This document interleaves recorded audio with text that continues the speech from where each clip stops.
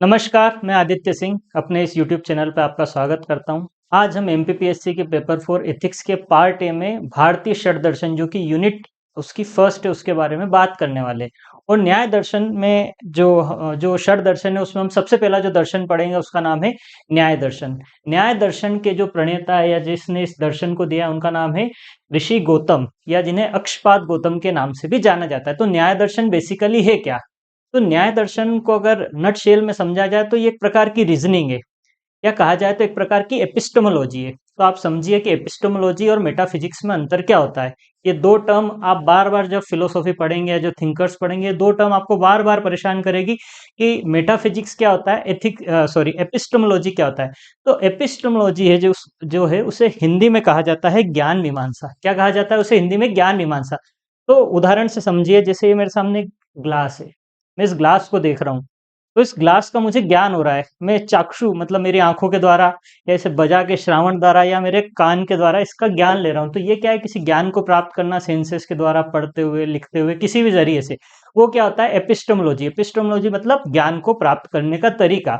और उसी प्रकार अगर हम बात करें मेटाफिजिक्स की, तो मेटाफिजिक्स को कहा जाता है तत्व मीमांसा। तत्व मीमांसा में ऐसे विषय होते हैं जो हमारी इंद्रिय से परे होते हैं। फॉर एग्जाम्पल, आत्मा क्या है, मैं यहाँ क्यों हूँ, परमात्मा क्या होते हैं, भगवान क्या होता है। तो ये क्या होता है? आपका मेटाफिजिक्स। तो जो न्याय दर्शन है मेनली वो जो बात करता है वो बात करता है ज्ञान मीमांसा की। आपके अंदर ज्ञान का उदय कैसे होता है, आप ज्ञान को कैसे ग्रहण करते हैं। और उसी में आगे चलते चलते वो मेटाफिजिक्स की भी बात करते हैं, लेकिन जो भी मुख्य है वो क्या है? इनका तर्कशास्त्र है, लॉजिक है, जो किससे डील करता है? उसकी ज्ञान मीमांसा या एपिस्टेमोलॉजी से। तो हमने देखा कि इसके जो प्रणेता है या जो इसके संस्थापक है वो कौन है? ऋषि गौतम। और अगर आपके सामने अगर प्रश्न आ जाए क्या कि नव्य न्याय, कौन सा न्याय? नव्य न्याय के संस्थापक कौन है? या नियो न्याय, जो भी कहा, इसके संस्थापक कौन है? तो इसके संस्थापक कौन है?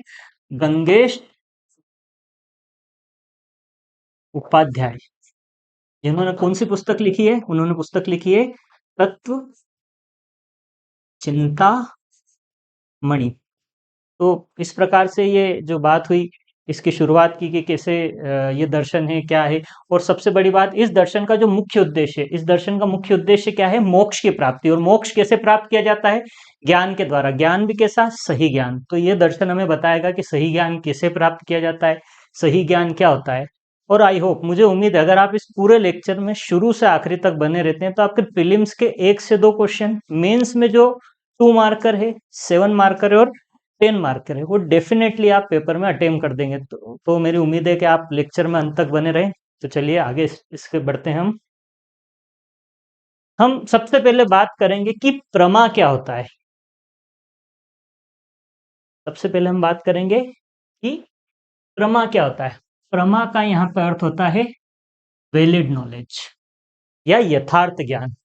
तो जैसा कि लिखा हुआ, यथार्थ अनुभव प्रमा। जो जिस जैसी है उसका वैसा का वैसा अनुभव या वैसा का वैसा यथार्थ ज्ञान का कहलाता है प्रमा।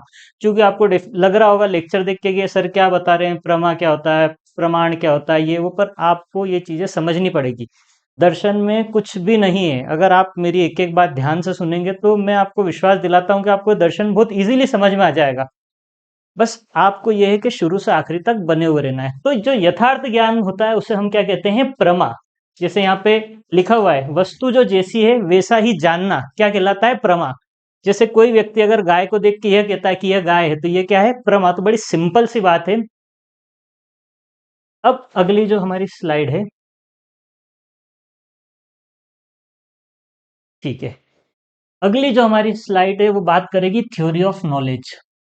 किसकी बात करेगी? थ्योरी ऑफ नॉलेज की।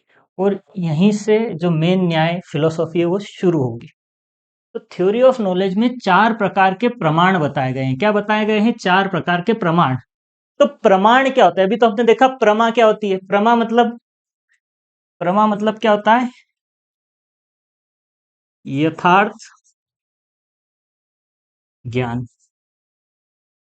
और प्रमाण क्या होते हैं?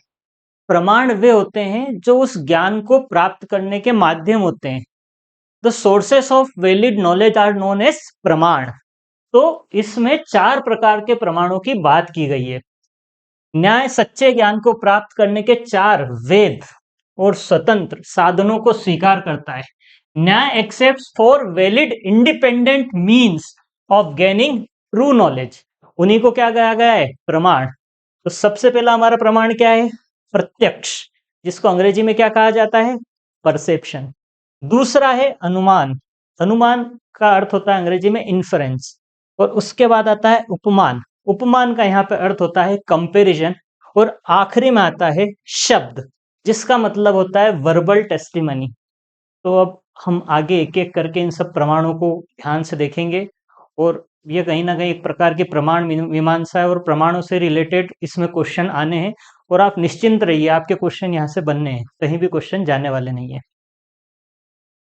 चलिए बात करते हैं हम प्रत्यक्ष की। प्रत्यक्ष होता क्या है? तो प्रत्यक्ष कुछ नहीं होता, जो भी ज्ञान के साधन हम हमारी इंद्रियों से, हमारे सेंसेस के थ्रू हम जो प्राप्त करते हैं, वो क्या कहलाता है? प्रत्यक्ष। हमने फॉर एग्जाम्पल इस बॉटल को देखा, आंखों का यूज, बजाया इसको कान, ठीक है, इसमें स्मेल तो है नहीं, तो नाक का तो कोई यूज नहीं हो पाएगा। ठीक है, मेरे मुंह में रसगुल्ला आया तो मुझे मीठा लगेगा, वो भी तो सेंस है। और साथ ही साथ मैंने इसको स्पर्श भी कर रखा है, तो ये मेरे को पता चल रही है कि ठोस है, सॉलिड है, तो ये क्या है? आपका स्पर्श ज्ञान है। तो इस प्रकार से भारतीय जो दर्शन है या जो भारतीय फिलोसॉफी है, हमारे यहाँ पे 6 प्रकार की इंद्रियां मानी गई है, 6 प्रकार के सेंसेस माने गए हैं। ठीक है, आंख, नाक, कान, जिह्वा, त्वचा। और उसके अलावा एक और हमारी इंद्रिय जिसको हम बोलते हैं आंतरिक इंद्रिय, और आंतरिक इंद्रिय क्या है? हमारा मन। तो इस प्रकार से 6 प्रकार की इंद्रियों की बात कही गई है। तो इंद्रियों से जो ज्ञान प्राप्त होता है उसे क्या करते हैं? प्रत्यक्ष। इंद्रिय जनस्य ज्ञानम प्रत्यक्षम। जो इंद्रियों से ज्ञान जो जन्म लेता है उसे क्या कहते हैं? प्रत्यक्ष कहते हैं। चलिए आगे बढ़ते हैं। तो प्रत्यक्ष का हम अब करते हैं वर्गीकरण। आपके सामने क्वेश्चन आ सकता है कि write down the types of क्या कहते हैं इसे हम? परसेप्शन। या आप बताइए प्रत्यक्ष कितने प्रकार के होते हैं? तो हम प्रत्यक्ष का वर्गीकरण करते हैं, जिसमें हम पहला वर्गीकरण है जिसे हम कहते हैं साधारण प्रत्यक्ष। कौन सा प्रत्यक्ष कहते हैं उसे हम? साधारण प्रत्यक्ष। तो साधारण प्रत्यक्ष में जो सबसे पहला प्रत्यक्ष है, जो सबसे पहला क्लासिफिकेशन में जो पहला प्रत्यक्ष है, वो क्या है? लौकिक प्रत्यक्ष, ऑर्डिनरी परसेप्शन। ऑर्डिनरी परसेप्शन क्या है? वही परसेप्शन जो मैंने आपको थोड़ी देर पहले बताया है। ऑर्डिनरी परसेप्शन क्या है? Ordinary perception through the senses, इंद्रियों के माध्यम से प्राप्त होने वाला ज्ञान क्या है? प्रत्यक्ष है, जिसका हम प्रतिक्षण जीवन के हर पहलू में जिसका उपयोग करते हैं, खाने से लेके, स्वाद से लेके, देखने तक। ठीक है, किसी चीज को स्पर्श करना, किसी फूल को, उसकी सुगंध को लेना, तो हम हमारी इंद्रियों का जो यूज करते हैं और उससे जो ज्ञान प्राप्त करते हैं, वो कौन सा प्रत्यक्ष है? लौकिक प्रत्यक्ष। अब लौकिक प्रत्यक्ष में भी उप प्रकार है उसके। बड़े सिंपल सी बात है। पहला क्या है? विजुअल, चाक्षुष, मतलब नॉलेज थ्रू आईज। फिर उसके बाद है श्रावण, ऑडिटरी। ऑडिटरी मतलब थ्रू ईयर्स। उसके बाद एक घ्राण। घ्राण का मतलब होता है ओल्फैक्टरी, थ्रू नोज। उसके बाद आता है रसना। रसना मतलब गैस्चरी, इसका मतलब होता है थ्रू टंग। और सबसे आखिरी में आता है स्पर्श, टेक्टाइल। टेक्टाइल का क्या मतलब होता है? Through skin. तो मुझे लगता है कि आपको लौकिक प्रत्यक्ष बड़ा अच्छे से समझ में आएगा। चलिए आप इसका स्क्रीनशॉट लेते चलें, मैं थोड़ा सा साइड में होता जाता हूँ। जब जब आपको मौका मिला आप इसका स्क्रीनशॉट लेते रहिएगा। और इस वीडियो में आप चीज़ें समझेंगे तो समझेंगे ही सही, साथ ही साथ आपके सामने जो ये विजुअल्स है उसमें अगर स्क्रीनशॉट लेंगे तो आपके साथ सुनने के साथ साथ आपका मटेरियल भी प्रिपेयर होता चला जाएगा। अब लौकिक प्रत्यक्ष के बाद आता है अलौकिक प्रत्यक्ष। अब अलौकिक प्रत्यक्ष क्या आता है? लौकिक तो हमने देख लिया, बाय अपने जो जितने भी सेंसेस है, 5 सेंसेस के थ्रू जो प्रत्यक्ष होता है उसे हम बोलते हैं लौकिक प्रत्यक्ष। अलौकिक प्रत्यक्ष क्या होता है? तो जो arises in extra ordinary condition beyond the senses, मतलब ऐसा परसेप्शन जो सेंसेस के बियॉन्ड है। कहां पे है? Beyond ordinary senses.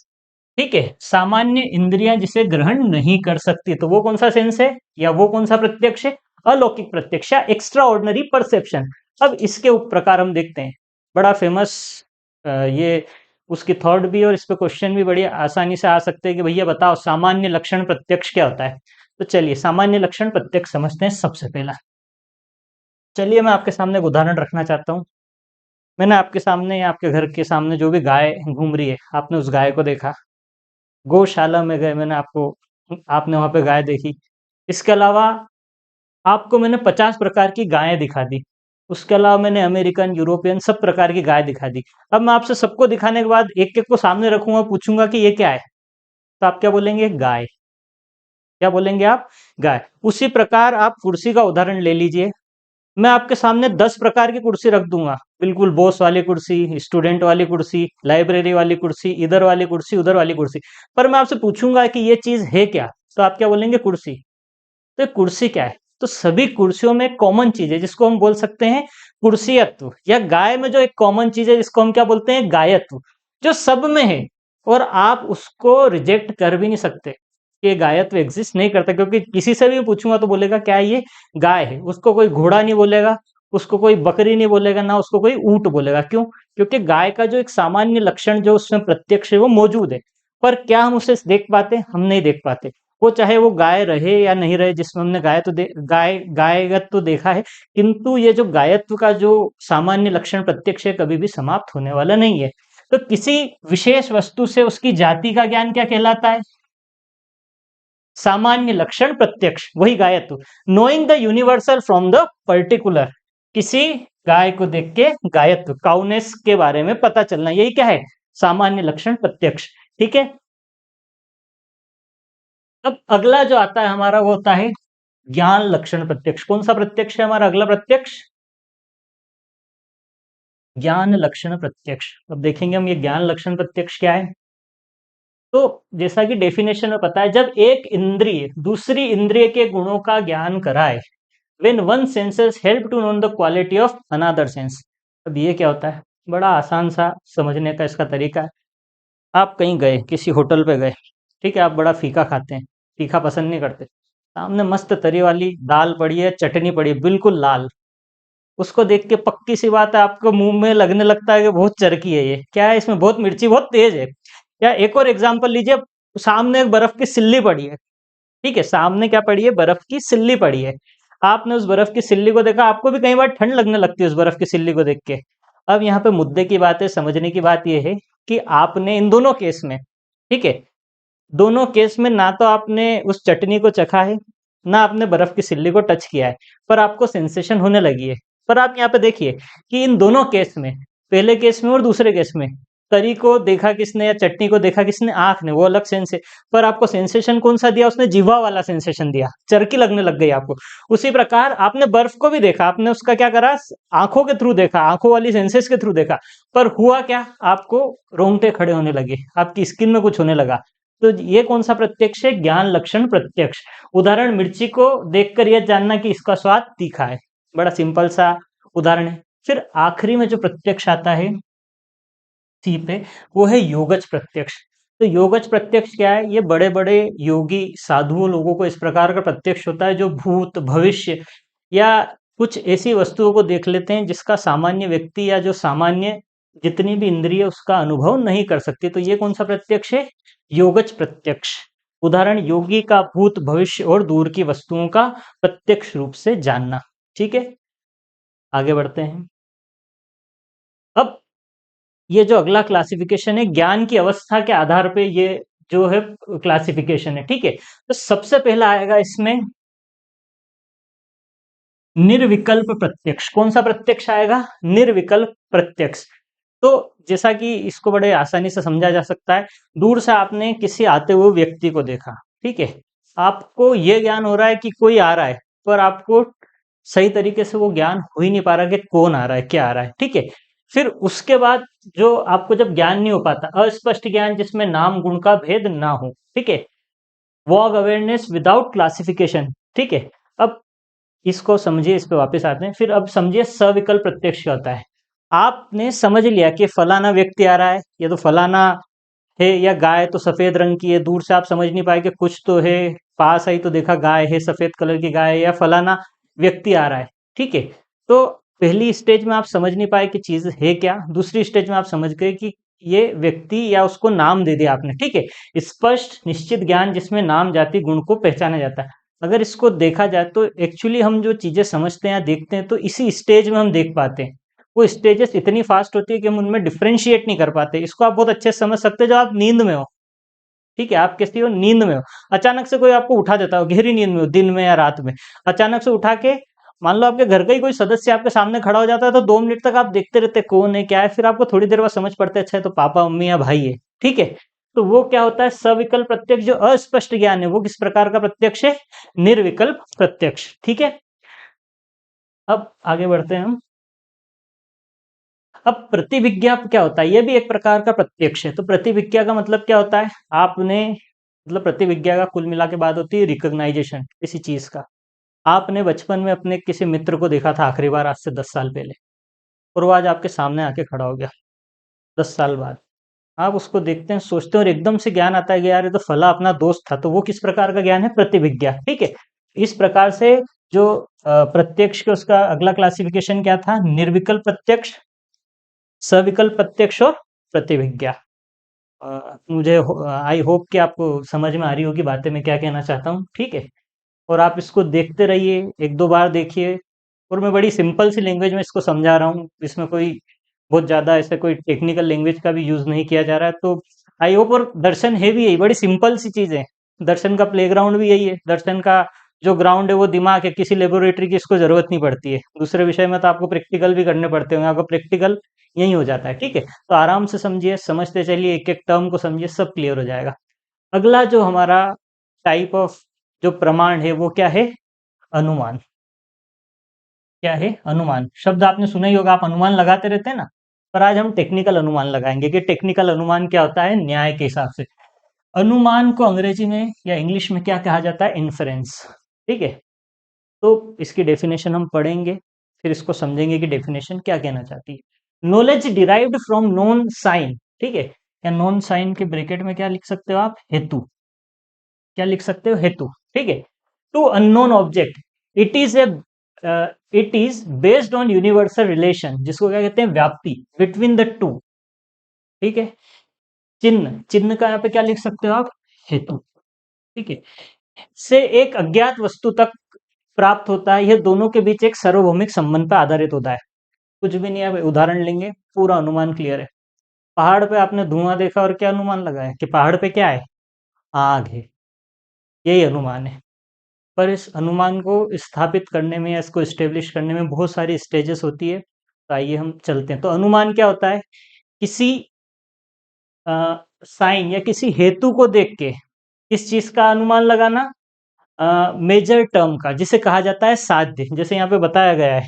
ठीक है, स्मोक देखा आपने यहाँ पे। ठीक है, ये क्या, हील। अच्छा, हील के लिए क्या टर्म यूज होती है जहाँ पे ये स्मोक होता है, इसको बोलते हैं पक्ष।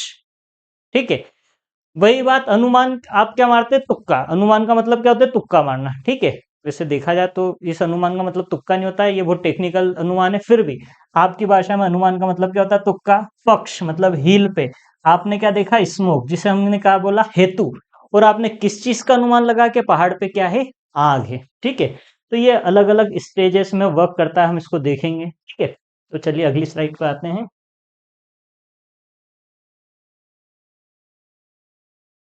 पहले इन टर्म को समझेंगे, फिर जो डेफिनेशन अभी हमने एक पेज जो इसके पहले वाली स्लाइड पे देखी, उसको हम बाद में जाके और क्लियर करेंगे। आप वहाँ पे स्क्रीनशॉट लीजिए, उसके बाद हम उसको और क्लियर करेंगे, तो सब चीज़ें आपके सामने क्रिस्टल एंड क्लियर हो जाएगी। सबसे पहली बात, साध्य क्या होता है। साध्य को हम इंग्लिश में बोलते हैं मेजर टर्म। क्या बोलते हैं उसे इंग्लिश में, मेजर टर्म। और आप पेपर में अगर लिखेंगे तो आपको ये साध्य लिखना पड़ेगा, यही आपको नंबर दिलाएगा। मेजर टर्म लिखेंगे तो हो सकता है कि चेकर फिर समझ जाएंगे, बड़े विद्वान व्यक्ति होते हैं, फिर भी आप लिखिए, उसका इंप्रेशन कुछ और ही होता है। ठीक है, तो साध्य क्या होता है, साध्य मतलब होता है मेजर टर्म, जिसको हमको प्रूव करना है। हम इसी क्लासिकल एग्जाम्पल को पहाड़ पे आग वाले को लेके चलेंगे और पूरी की पूरी फिलोसॉफी समझ लेंगे। ठीक है, तो जिसको हमको प्रूव करना है, क्योंकि हमको आग दिख नहीं रही, सिर्फ और सिर्फ क्या दिख रहा है, धुआं। तो जिसको हमको प्रूव करना है वो क्या है, आपका साध्य या major term, what is to be proved. जैसे कि आग।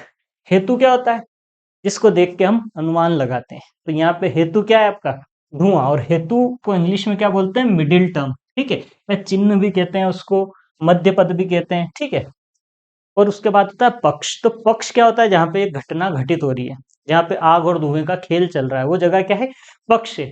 इसे कहा जाता है माइनर टर्म। ठीक है, the subject, seeing smoke on the hill leads to inference of fire. ठीक है, ये तो पूरा पूरा एग्जाम्पल हो गया। तो यहाँ पे पक्ष क्या है? पक्ष आपका क्या है? पहाड़ है।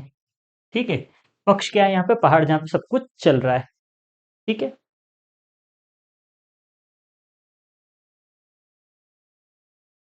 अब न्याय दर्शन में हम बात करेंगे अनुमान के प्रकार। हेतु, साध्य और पक्ष। हमने तीन चीजें अभी सीखी इसके पहले वाली स्लाइड में। क्या क्या सीखा हमने? हेतु, साध्य और पक्ष। हेतु क्या? जिसको देख के अनुमान लगाया जाए। साध्य क्या? जिसे प्रूव किया जाए। पक्ष क्या? जहां पे घटना हो रही है, जिसे माइनर टर्म भी कहा जाता है। ठीक है, अब हम देखते हैं कितने प्रकार के अनुमान होते हैं, और मैं आपको पूरा अनुमान में क्या क्या स्टेजेस होती है। और आपको पता होगा 2024 के 2024 के एमपीपीएससी पेपर फॉर एथिक्स में एक क्वेश्चन आ चुका है कि परार्थ अनुमान के 5 अवयव क्या है। आपको यकीन नहीं होता तो आप देख सकते हैं पेपर में जाके, आगे वाली स्लाइड में क्वेश्चन मैंने पेस्ट कर रखा है। तो चलिए देखते हैं। प्रथम वर्गीकरण, पहला जो इसका क्लासिफिकेशन है वो क्या है? सबसे पहला पूर्ववत अनुमान। कौन सा इन्फरेंस? पूर्वव्रत इन्फरेंस। कारण से परिणाम का अनुमान करना। किससे अनुमान करना? कारण से किसका अनुमान करना? परिणाम का। ठीक है, अच्छा, दो चीज होती है, एक तो होता है कारण और एक होता है कार्य। ठीक है, कारण वो होता है जिससे कार्य पैदा होता है। फॉर एग्जाम्पल दूध है, दूध से क्या पैदा होगा? दही। कारण क्या है? दूध, और कार्य क्या है? दही। और उसी प्रकार अगर बात करें मिट्टी के मटके की, तो मिट्टी क्या है? कारण, और कार्य क्या है? वो मटका। आगे जब हम असत्कार्यवाद सत्कार्यवाद जब पढ़ेंगे, तब भी ये एग्जाम्पल्स, ये टर्म्स हमारे काम में आएगी। ठीक है, तो हम बात करते हैं पूर्ववत इन्फरेंस की। कारण से परिणाम का अनुमान लगाना। ठीक है, एग्जाम्पल क्या होगा इसका? आपने काले घनघोर बादल देखे और आपने क्या अनुमान लगा लिया? कि पानी गिरने वाला है। क्यों? क्योंकि आपके मन में एक ऐसा रिलेशन है कि काले बादल के साथ हमेशा क्या एसोसिएटेड रहता है? पानी या वर्षा एसोसिएटेड रहती है। ठीक है, तो बादल को देख के, कारण को देख के कार्य या परिणाम का अनुमान लगाना, ये कैसा अनुमान है? पूर्ववत अनुमान। ठीक है, उसके बाद आता है शेषवत अनुमान। कौन सा अनुमान? शेषवत अनुमान। परिणाम से कारण का अनुमान लगाना। इसको कैसे समझ सकते हैं? आप मान लीजिए किसी एक सिटी से दूसरी सिटी में ट्रेवल कर रहे हैं। ठीक है, मान लो उज्जैन से इंदौर ट्रेवल कर रहे हैं। आप उज्जैन से इंदौर गए, आपने उज्जैन में तो बढ़िया खुला हुआ आपका वातावरण था, मौसम बड़ा खुला हुआ था। इंदौर में जाके आपने रोड पे भरे हुए गड्ढे देखे, तो आप क्या अनुमान लगाएंगे? यहाँ पे थोड़ी देर पहले क्या हुई है? वर्षा हुई है, यहाँ पे रेनफॉल हुआ है। तो आपने परिणाम देख के इसका अनुमान लगाया, कारण का। तो ये किस प्रकार का इन्फेरेंस है या किस प्रकार का अनुमान है? ये है शेषवत अनुमान। ठीक है, फिर इसके बाद आता है सामान्यतो दृष्टा। सामान्यतो दृष्टा का मतलब ये है कि कुछ चीजें ऐसी है जो जनरल प्रिंसिपल है। ठीक है, वो चले आ रहे हैं, उसके हिसाब से जो इन्फ्लुएंस होता है उसको क्या बोलते हैं? सामान्यतो दृष्टा। जब न कारण और कार्य संबंध हो, न प्रत्यक्ष अनुभव हो, केवल सामान्य नियम से अनुभव हो। जैसे रात को देख के एक दिन की बनी सी बात है, दिन होगा। ठीक है, और बहुत अच्छा एक एग्जाम्पल देखते हैं हम, कि एक गाय खड़ी है। ठीक है, गाय दीवार के कोने पे खड़ी है, आपको गाय का एक ही सिंग दिख रहा है। तो आपके मन में पक्की सी बात है कि एक और सिंह की छवि बनी हुई है कि गाय के कितने सिंह होते हैं? दो। तो एक के साथ दूसरे की मौजूदगी, इसको किस प्रकार का हम इन्फरेंस बोलते हैं? अनुमान बोलते हैं सामान्य तो दृष्टा। ठीक है, अब आगे बढ़ते हैं हम। अब द्वितीय अनुमान की हम बात करते हैं, सेकंड क्लासिफिकेशन, जो अनुमान का द्वितीय वर्गीकरण है। तो सबसे पहले स्वार्थ अनुमान। ठीक है, स्वार्थ अनुमान, आपने वही सिर्फ काले बादल देखे और किसका अनुमान लगा लिया? वर्षा का। ठीक है, ना तो आपके कॉपी में लिखोगे और खुद को बताओगे कि ऐसे ऐसे वर्षा का अनुमान लगा, आपने काले बादल देखे और क्या बोलोगे आप? मन ही मन के पानी गिरने वाला है। पर जो परार्थ अनुमान है, कौन सा अनुमान है? परार्थ अनुमान। ठीक है, इसमें अलग अलग स्टेप्स होती है, जिसको बोलते हैं पांच अवयव या पंच अवयव। इस पे क्वेश्चन एमपीपीएससी 2024 में पूछ चुका है कि परार्थ अनुमान के पांच अवयव के बारे में बताइए। ठीक है, तो जब हमको अनुमान को, अपने अनुमान को दूसरे को बताना है या उसको साबित करना है हमारा अनुमान सही है, तो पांच अलग अलग स्टेप्स का हमको सहारा लेना पड़ेगा। वही क्या स्टेप? पांच अवयव। ठीक है, तो चलिए आगे देखते हैं उसे हम। देखिए ये रहा क्वेश्चन, भारतीय परंपरा में परार्थ अनुमान के पांच अवयव बताइए। State the five elements of parartha anumana in Indian tradition. ठीक है, तो परार्थ अनुमान के जो पांच अवयव है, उसमें सबसे पहला जो अवयव है वो कौन सा है? यहाँ पे ध्यान से समझिए, ये क्वेश्चन आ भी चुका है, प्री में भी आ सकता है, बाद में ज्यादा नंबर में भी आ सकता है। तो सबसे पहले होती है प्रतिज्ञा। पंच अवयव में जो पहला अवयव है वो क्या है? प्रतिज्ञा। जो बात सिद्ध करनी है उसे प्रतिज्ञा कहते हैं। हमें क्या बात सिद्ध करनी है? कि हमें क्या बात सिद्ध करनी है कि जो पहाड़ है या जो माउंटेन, उस पे क्या है, फायर है। ठीक है, तो जो बात हमें सिद्ध करनी है वो क्या हो जाता है, हमारा प्रतिज्ञा। ये रही हमारी प्रतिज्ञा, पर्वत पर अग्नि है। अब इसकी अगली स्टेप क्या आती है, अगली स्टेप आती है हेतु। क्या है इसकी अगली स्टेप, हेतु। हेतु मतलब रीजन। ठीक है, प्रतिज्ञा को सिद्ध करने का कारण, तो यहाँ पे हेतु क्या है, हमारा धुआं। या धुएं को देख के हमने क्या करा, ये अनुमान लगाया कि यहाँ पे क्या है, आग है। तो हेतु क्या हो गया हमारा, हेतु क्या हो गया हमारा, सेकंड अवयव हो गया। ठीक है, अब उसके बाद हम बात करते हैं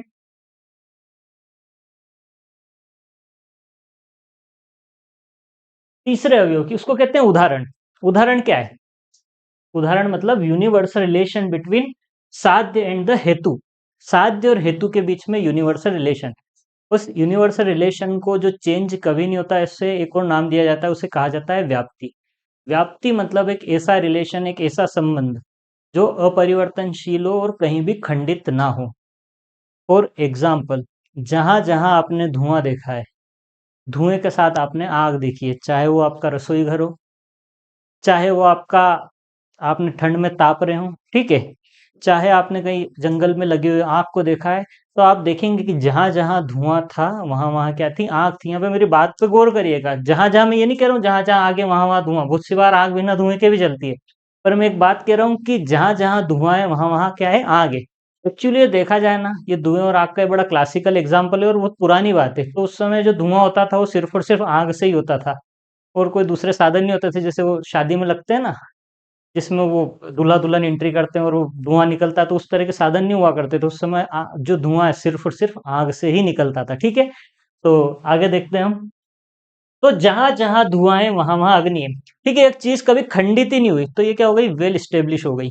तो इसको क्या कहते हैं, उदाहरण। ठीक है, साध्य और हेतु में सार्वत्रिक व्याप्ति उदाहरण के द्वारा दिखाना। ठीक है, ये कौन सी स्टेप है, थर्ड स्टेप है। ठीक है, थर्ड स्टेप के बाद जो आपकी चौथी स्टेप आती है उसको बोलते हैं उपनय। ठीक है, उपनय का मतलब क्या होता है, एप्लीकेशन।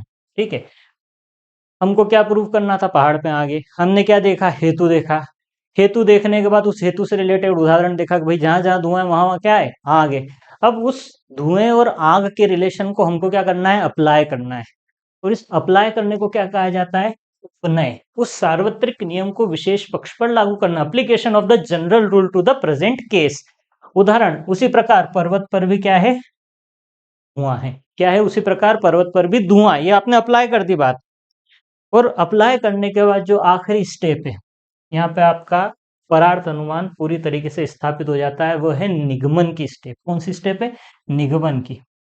और निगमन का अर्थ होता है कंक्लूजन, अंतिम निष्कर्ष, जिसमें प्रतिज्ञा को सिद्ध किया जाता है। ठीक है, उसको क्या कहा जाता है, निष्कर्ष किया जाता है। तो आपने इतने सारे, शुरू में आपने जो देखा कि हेतु देखा, हेतु से रिलेटेड उदाहरण देखे, फिर उसको आपने एप्लीकेशन किया, और आखिरी में आप क्या कर देते हैं, उसका निष्कर्ष निकाल देते हैं। उस अंतिम निष्कर्ष को क्या कहते हैं हम, निगमन। ठीक है, तो इस प्रकार हमने क्या देखा, परार्थ अनुमान। और परार्थ अनुमान में हमने क्या क्या देखे, उसके तीन अलग अलग अवयव देखे। पहला क्या देखा, प्रतिज्ञा, हेतु। ठीक है, थर्ड जो है वो क्या है आपका, एग्जाम्पल, क्या, उदाहरण। और जो आखिरी में है वो क्या है, निगमन। तो आई होप आपको ये पंच अवयव वाला टॉपिक समझ में आया होगा, जो एमपीपीएससी पूछ चुका है। ठीक है, अब हम आगे बढ़ते हैं। अब व्याप्ति क्या होता है, तो व्याप्ति के बारे में बता चुका हूँ, ऐसा रिलेशन जो कभी भी खंडित ना हो, यूनिवर्सल हो, पूरी दुनिया में देखा जाता हो, कभी खंडित ना हुआ। जैसे धुएं के साथ आग का दिखना, जैसा क्या है, धुएं के साथ आग का दिखना, ये क्या है, आपकी व्याप्ति है। इन न्याय philosophy, inference is based on व्याप्ति, इनवेरिएबल रिलेशन।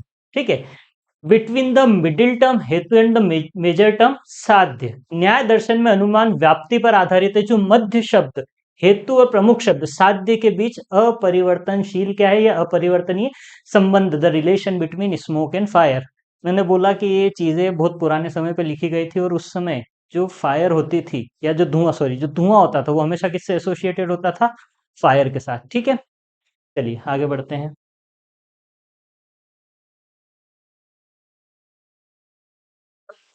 व्याप्ति के भी दो प्रकार है, टू टाइप्स ऑफ व्याप्ति। ठीक है, तो हम फटाफट ये भी देख लेते हैं कितने प्रकार की व्याप्ति है। आई होप कि अभी तक जितनी भी हमने टर्म देखी होगी आपको वह ऐसी की जो मैंने जैसी बताई है वैसी की वैसी आपको याद होगी, तो हम देखेंगे कि अन्वय व्याप्ति क्या है, ठीक है? उसके बाद जो भी व्याप्ति आती है अगली वो भी देखेंगे। तो अन्वय व्याप्ति का क्या मतलब होता है? अन्वय व्याप्ति का मतलब होता है पॉजिटिव कॉन्कमिटेंस, ठीक है? सकारात्मक सहअस्तित्व। सहअस्तित्व मतलब साथ रहना। किस प्रकार से? पॉजिटिवली मतलब प्रेजेंट रह के, ठीक है? It is the presence of साध्य। इसका प्रेजेंस ऑफ साध्य, वेयर द हेतु इज प्रेजेंट। जहां जहां पे हेतु है वहां वहां पे क्या होगा? साध्य। When ever there is smoke, ठीक है, देर इज फायर। ये कौन सी व्याप्ति है? अन्वय व्याप्ति, ठीक है। और अन्वय व्याप्ति के बाद जो अगली व्याप्ति आती है उसे हम देखेंगे, उसे बोलते हैं व्यतिरेक व्याप्ति। व्यतिरेक व्याप्ति जो है ना वो नकारात्मक सहअस्तित्व। कैसा सहअस्तित्व है? नकारात्मक सहअस्तित्व मतलब एब्सेंट में जो होता है, ठीक है। फॉर एग्जाम्पल जहां जहां पर आग नहीं है वहां पे आपको धुआं नहीं दिखेगा। जहां जहां पर आग नहीं है वहां पे आपको धुआं कभी नहीं दिखेगा, ठीक है। तो जहां पे आग नहीं वहां पे धुआं दिखेगा। और उसके पहले वाली जो व्याप्ति थी अन्वय व्याप्ति, वो कैसे था? पॉजिटिव कॉन्कॉमिटेंस या सकारात्मक सहअस्तित्व। उसमें क्या होगा? जहां जहां धुआं है, मेरी बात पे ध्यान दीजिएगा, जहां जहां क्या है? धुआं है, वहां वहां क्या है? आग है। और यहाँ का उदाहरण क्या है? जहां जहां पर आग नहीं है वहां पर धुआं नहीं होगा, ठीक है। आग नहीं है वहां पर धुआं नहीं होगा, ठीक है। आगे बढ़ते हैं।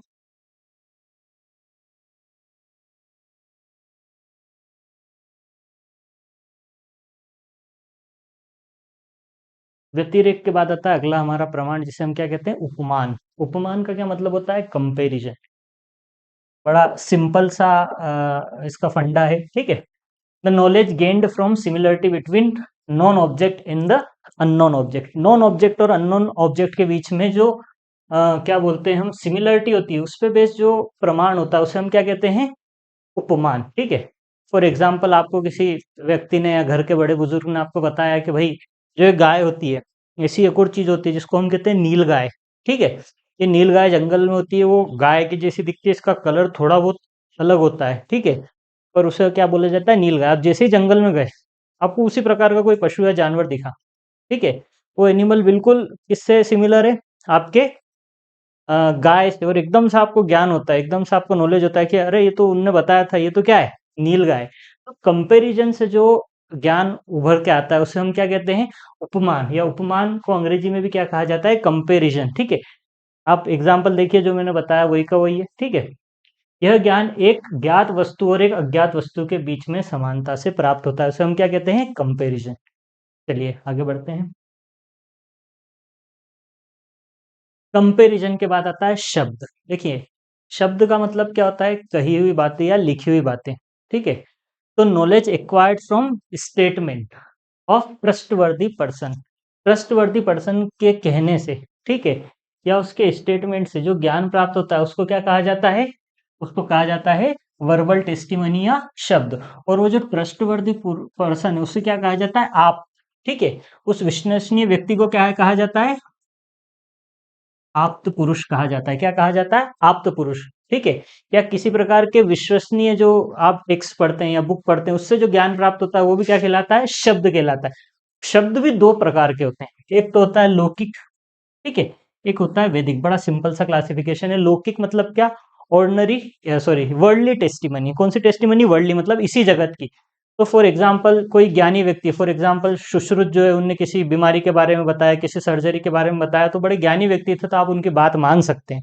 या आइंस्टाइन ने किसी थ्योरी के बारे में बताया, तो आइंस्टाइन ने बड़ी रिसर्च करी थी, आप मान सकते हैं उस बात को, ठीक है। पर जो वैदिक जो टेस्टिमनी होती है, जो वैदिक शब्द होते हैं, उसका क्या मतलब होता है? जो चीजें वेदों में लिखी गई है, जो अकाट्य है, ठीक है, वो क्या कहलाती है? वैदिक टेस्टिमनी। तो लौकिक मतलब क्या? इसी वर्ल्डली, जो इसी दुनिया में रहने वाले जो महान व्यक्ति थे, ज्ञानी पुरुष थे, उनने जो बात कही वो क्या है? लौकिक शब्द। और शब्द यहाँ पे क्या है? आपका प्रमाण। प्रमाण मतलब क्या? यथार्थ ज्ञान, जिस ज्ञान में कोई संशय ना हो, जो आप एज इट इज उसको यूज कर सकते हैं, या उसका जो भी आपकी लाइफ में जो भी उसका यूज करना आप कर सकते हैं, ठीक है।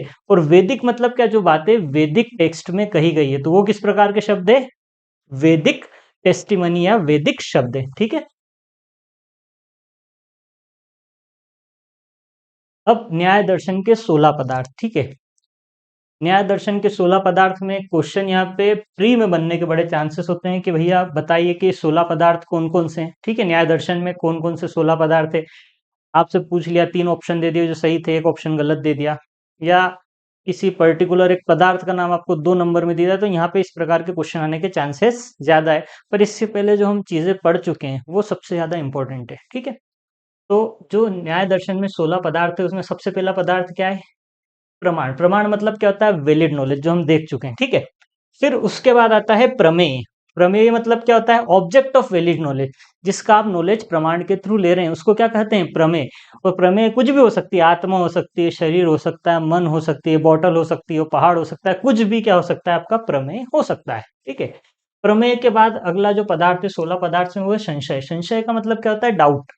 आपको क्या हो, किसी निश्चित ज्ञान न होकर विरोधी विकल्प उत्पन्न हो आपके मन में, या दो से अधिक किसी चीज के लिए ऑप्शन आपके दिमाग में आते हो, तो उसको क्या कहते हैं? हम संशय कहते हैं। क्या कहते हैं उसे? हम संशय।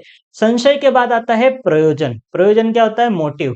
किसी कार्य के पीछे प्रेरणा या लक्ष्य। ये 16 पदार्थ में से एक है, इसमें कुछ भी जानने के लिए बहुत ज्यादा हमको डीप में जाने की जरूरत नहीं है। जो चीजें लिखी हुई है आप उसका स्क्रीनशॉट लीजिए, उसको समझिए।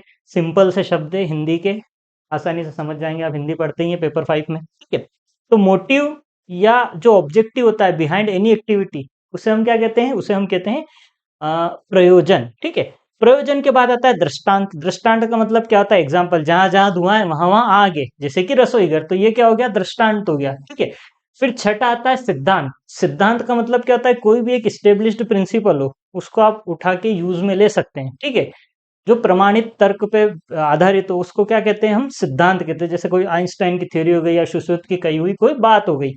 फिर अवयव क्या होता है?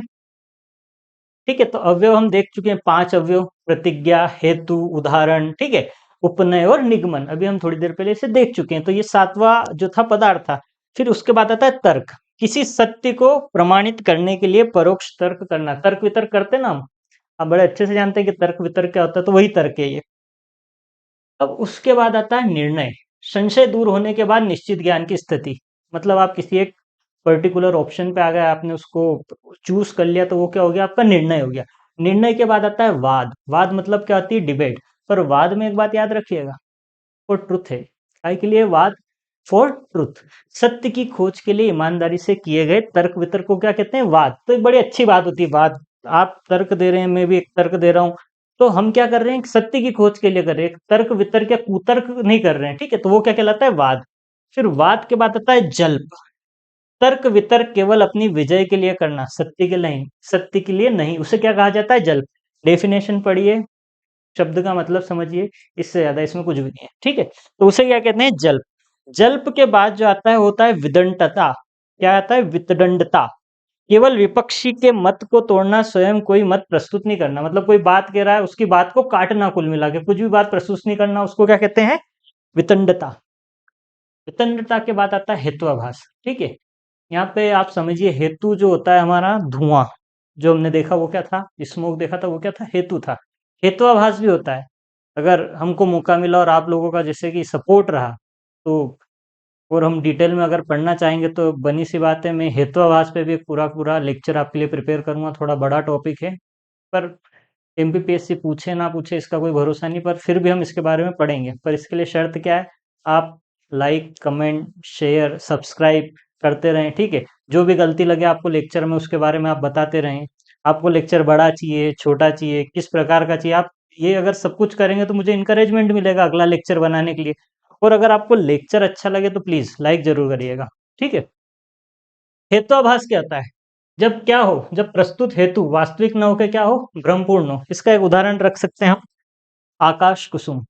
ठीक है, ऐसा फूल जो कहाँ पे खिलता हो? आकाश में। ऐसी कोई चीज ही नहीं है, तो इसको हम हेतु के जैसे यूज नहीं कर सकते। या बांध्य पुत्र, ये जितने भी एग्जाम्पल दे रहा हूँ मैं बड़े क्लासिकल है। बांध्य पुत्र मतलब क्या? बांझ का पुत्र, ये भी कोई एग्जाम्पल नहीं है। तो ये अगर इसको हेतु के जैसे हम ले, तो ये क्या अपने आप में बेड है, अपने आप में क्या है? भ्रमपूर्ण है। ठीक है, तो उस स्थिति को क्या कहते हैं? यहाँ पे हेतु भ्रमपूर्ण हो, हेत्वाभास। ठीक है, वैलिड हेतु ना हो। फिर उसके बाद आता है छल। जानबूझकर शब्दों के गलत अर्थ निकालना। जैसे कि मैं कह दूं कि रमेश के पास क्या है? 9 कंबल है। क्या है? रमेश के पास 9 कंबल। ठीक है, अब यहाँ पे 9 के है ना मतलब अलग अलग निकाल सकते हैं। 9 का मतलब हो सकता है नया, और 9 का मतलब हो सकता है नो। ठीक है। तो छल में क्या करते हैं, शब्दों का गलत मतलब, एक में कहा जा रहा है कि उसके पास नया कंबल है और उसमें एक में क्या कहा जा रहा है, उसके पास नो कंबल है। ठीक है। उसके बाद आती है जाति। ऐसी आपत्ति जिससे मुख्य विषय से हटकर केवल बहस ही होती है। हम बहस डिबेट करने आए हैं, ठीक है, बहुत जरूरी मुद्दे पे, जीएसटी रिफॉर्म पे, इस पे उस पे, और हम क्या कर रहे हैं, किसी की पर्सनल कमेंट पे डिबेट कर रहे हैं, मुद्दा तो गया साइड में, हम किसी और चीज पे ही बात कर रहे हैं, तो उससे क्या कहा जाता है, जाति कहा जाता है। ठीक है। और सबसे आखिरी में आता है निग्रह स्थान। जब वाद करने वाला तर्क में चूक जाए और हार मान ले, यहाँ पे आके जितनी भी बहस है वो खत्म हो जाती है। जो तर्क करने वाला होता है वो क्या कर लेता है, हार मान लेता है, और जहां पे हार मान, यहाँ पे डिबेट बंद होती है, उस पॉइंट को क्या कहा जाता है, निग्रह स्थान। ठीक है। एक और बड़ा इंपॉर्टेंट कॉन्सेप्ट है, छोटा सा कॉन्सेप्ट है, बहुत टाइम नहीं लेने वाला, पर इस कॉन्सेप्ट को आप समझिए। ये क्या है, असत्कार्यवाद। कौन सा कॉन्सेप्ट है अगला, असत्कार्यवाद। ठीक है। सत मतलब क्या होता है, सत मतलब होता है रियल। ठीक है। असत्कार्यवाद। ठीक है। तो न्याय एक होती, एक सेकंड, आप ये समझिए कि कॉजेलिटी क्या होती है, प्रिंसिपल ऑफ कॉजेलिटी क्या होता है। जैसे फॉर एग्जांपल, जो दही है, सॉरी, जो दूध है, दूध से क्या बना, दही। तो एक क्या होगा, कारण। ठीक है। एक हो गया रीजन, और एक क्या होगा, कार्य, इफेक्ट। ठीक है।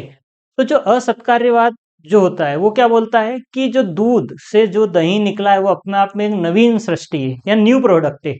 दूध का उससे कुछ लेना देना नहीं है। पर इसके विपरीत आप देखोगे, हम आगे जब पढ़ेंगे, ठीक है, इसके कॉन्ट्रास्ट में बात की गई है। सांख्य क्या बोलता है, सत्कार्यवाद को मानता है। वो क्या मानता है कि जो दूध से जो दही निकला है वो क्या है, एक वही का वही दूध है जिसका रूप क्या हो गया, परिवर्तित हो गया। जो मिट्टी से जो घड़ा बना है वो मिट्टी ही है, पर क्या हो गया, रूप में परिवर्तन हो गया। तो वो रूप के परिवर्तन को मानता है। और ये क्या कहते हैं, जो उससे चीज बनी है वो है ही नहीं, अपने आप में क्या है, एक नवीन चीज है। ठीक है। तो Nyaya, theory of causality is called asatkaryavada. Nyaya के कार्य कारण सिद्धांत को क्या कहा जाता है, asatkaryavada. It state that the effect does not preexist. जो इफेक्ट है वो क्या होता है, प्री एग्जिस्ट नहीं होता। इन द कॉज, अपने आप में क्या होता है, नया होता है।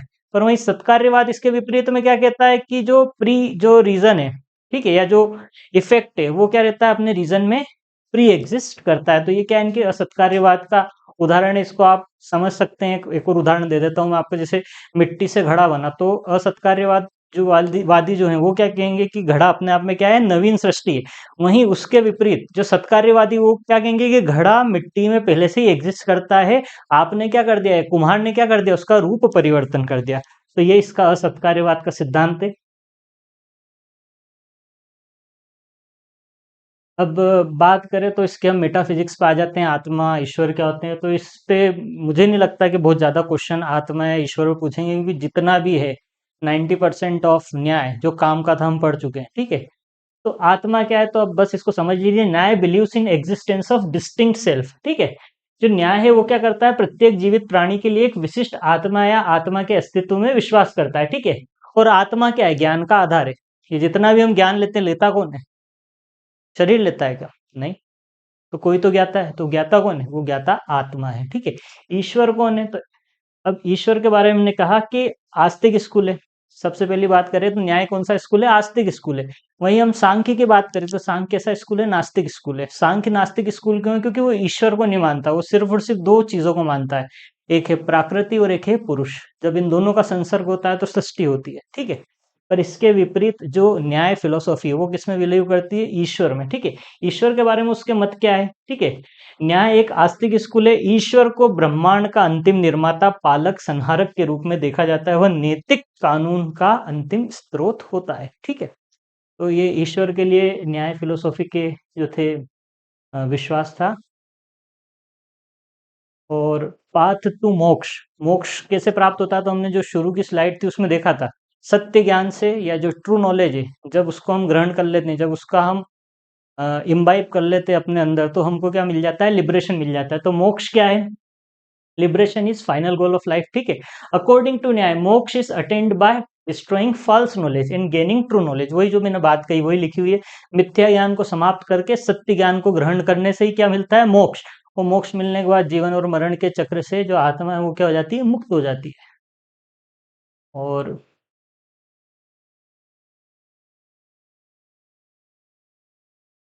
सिग्निफिकेंस क्या है न्याय के, ठीक है। तो इन केस कभी पूछ ले क्वेश्चन, ऐसे मुझे नहीं लगता है क्वेश्चन पूछा जाएगा। न्याय is profound influence on Indian philosophy specially on the understanding of logic and epistemology. Epistemology का मैंने मतलब बताया। तो लॉजिकल और एपिस्टोमोलॉजी इसमें बड़ी ध्यान से, या बोल सकते हैं इसमें ज्ञान विमान से बड़े अच्छे से बताई गई है। तो ये जो दूसरी फिलोसॉफी थे उनके लिए एक राह जो था वो दिखाता था, या दूसरी फिलोसॉफी को इवेल्युएट करने में बड़ा काम आता था, ठीक है। इससे दार्शनिक बहस और पूछताछ के लिए व्यवस्थित तरीका प्रदान होता था, ठीक है।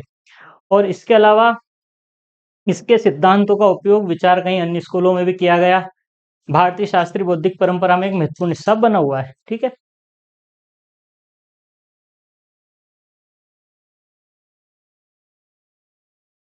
अच्छा, अब आप इतना करिएगा कि मैंने कुछ क्वेश्चन प्री के हिसाब से निकाले हैं, तो आप, अगर आपने लेक्चर देखा है तो आप प्लीज़ इनके आंसर दीजिएगा लेक्चर के बाद, बिना स्लाइड को पीछे जाए या किसी किताब को देखे। तो मैं मानूंगा कि इतनी हमने मेहनत करी है वो सक्सेसफुल रही है, ठीक है। How many pramanas are accepted by Nyaya, आपके सामने ऑप्शन है, ठीक है। अगला क्वेश्चन है अकॉर्डिंग टू न्याय शब्द प्रमाण मीन शब्द प्रमाण का क्या अर्थ होता है, ठीक है। चौथा जो क्वेश्चन है which of the following is not प्रमाण अकॉर्डिंग टू न्याय, न्याय के अनुसार कौन से प्रमाण नहीं है। और जो आखिरी क्वेश्चन है पंच अवयव को आपको ऑर्गेनाइज करना है शुरू से लेके आखिरी तक, ठीक है। So thank you, I hope आपको मेरा लेक्चर पसंद आया होगा, और मैं उम्मीद करता हूँ कि आप इसे लाइक शेयर और सब्सक्राइब करेंगे। आपको अगर इसमें किसी प्रकार की कोई कमी, खामी या त्रुटि लगी हो, या लेक्चर छोटा लगा हो, बड़ा लगा हो, या मैंने किसी कॉन्सेप्ट को ना पढ़ाया हो, तो प्लीज़ प्लीज़ आप कमेंट करिएगा और बताइएगा कि आपको लेक्चर कैसा लगा, फीडबैक दीजिएगा। Thank you.